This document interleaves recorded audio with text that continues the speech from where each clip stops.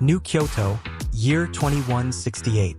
The city pulsed with life, a collection of neon lights reflecting off the glass face of towering skyscrapers. In the heart of the metropolis, ancient temples stood as solemn sentinels of tradition amidst the chaos. The city was a living paradox, where the past whispered softly beneath the roar of the future. Aiko Tanaka navigated the crowded alleys with practiced ease, her hood pulled low over her face. She blended seamlessly with the sea of humanity, just another shadow in the neon glow. Her destination loomed ahead, a small electronics shop nestled between two towering buildings. The shop's owner, Mr. Sato, was a grizzled old man with a kind heart, one of the few who remembered the days before the Great Collapse. Aiko slipped inside, the bell above the door jingling softly. "Ah, Kitsune," Mr. Sato greeted her with a nod, using her alias. "I've been expecting you."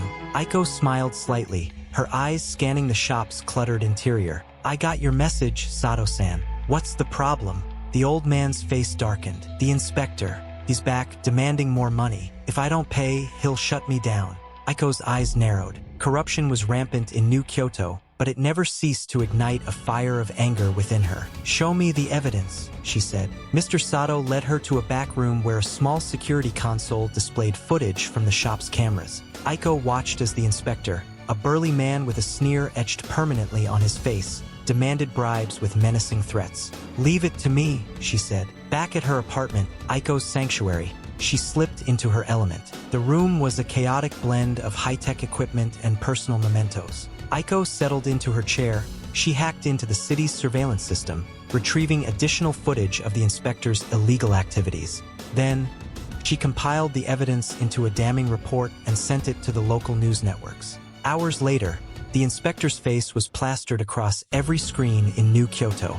Aiko allowed herself a rare smile as she watched the coverage. As the city buzzed with the news, Aiko leaned back in her chair, letting her mind drift. Memories of her childhood surfaced unbidden, the warmth of her parents' embrace, their laughter filling their small apartment. Then, the darkness, the night Nakamura Corp's men came, silencing her parents forever. Aiko had barely escaped, her parents' blood staining her clothes, their dying words echoing in her ears. "Stay hidden. Find the truth."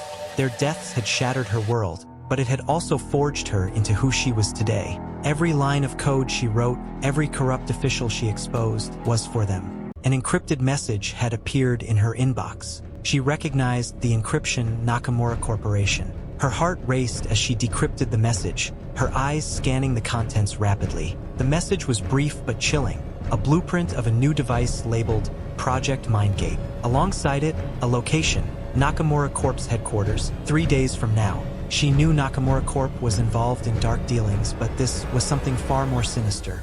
As she dug deeper, bypassing layers of security, what she found made her blood run cold. Project MindGate was no ordinary device. It was a brain-computer interface capable of controlling thoughts and actions. If launched, it would give Nakamura Corp unprecedented power over the populace. She couldn't let this happen. The memory of her parents' faces gave her strength.